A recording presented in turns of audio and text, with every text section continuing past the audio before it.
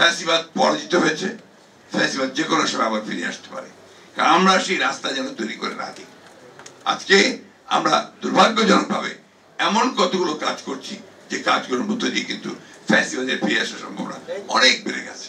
যারা আমরা মনে করেছি যে ফ্যাসিবাদের পতন হওয়া দরকার, ফ্যাসিবাদকে সরিয়ে সত্যিকার অর্থেই জনমানুষের জন্য উপযোগী একটি রাষ্ট্র নির্মাণ করা দরকার, সমাজ নির্মাণ করা দরকার, তাদেরকে ঐক্যবদ্ধ হয়ে কাজ করতে হবে।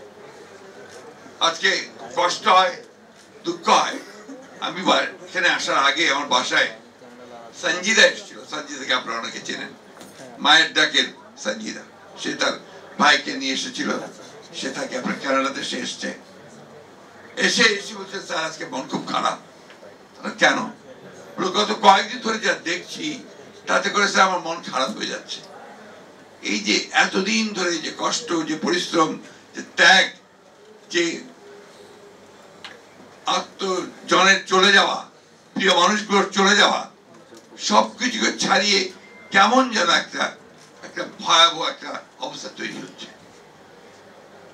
আমার মনে হয় এটা অত্যন্ত আপনার পরিকল্পিত ভাবেই এই অবস্থাটা সৃষ্টি করা হচ্ছে, এবং সেটা করছে যে পতিত ফ্যাসিবাদ, তারাই আজকে এই অবস্থাটা তৈরি করছে। Double million offer, Walton fridge কিনে পেতে পারেন 20 লক্ষ টাকা, রয়েছে কোটি কোটি টাকার নিশ্চিত উপহার।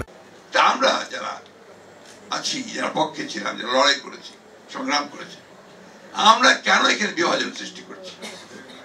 আজকে বিভিন্ন জায়গায় বিভিন্ন কথা শুনে রীতিমতো ভয় হয় যে আজকে আমরা এই সময় এখনই এটাকে আমরা পুরো আন্দোলনকে একটা ভিন্ন দিকে নেওয়ার চেষ্টা করছি।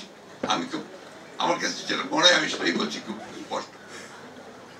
আমাদের তো লক্ষ্য এখন একটাই হওয়া উচিত, সে লক্ষ্যটা হচ্ছে আমরা একটা সত্যিকার অর্থে গণতান্ত্রিক রাষ্ট্র নির্মাণের জন্য যে সংস্কারগুলো প্রয়োজন, সেই সংস্কারগুলো ন্যূনতম করে আমরা একটা সেই ধরনের একটা রাষ্ট্র গঠন করার জন্য একটা নির্বাচন করে একটা পার্লামেন্টে যাই।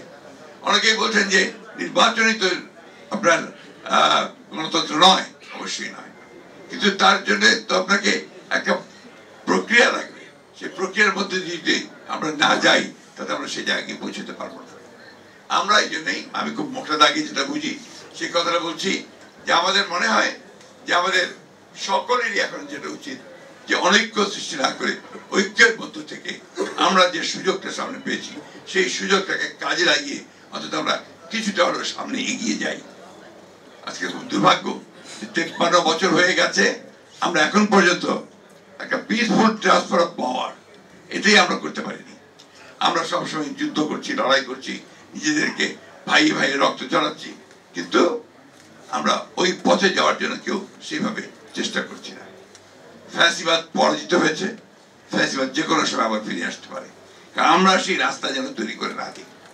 আজকে আমরা দুর্ভাগ্যজনকভাবে এমন কতগুলো কাজ করছি যে কাজগুলোর মধ্যে দিয়ে কিন্তু ফ্যাসিবাদের ফিরে আসার সম্ভাবনা অনেক বেড়ে গেছে।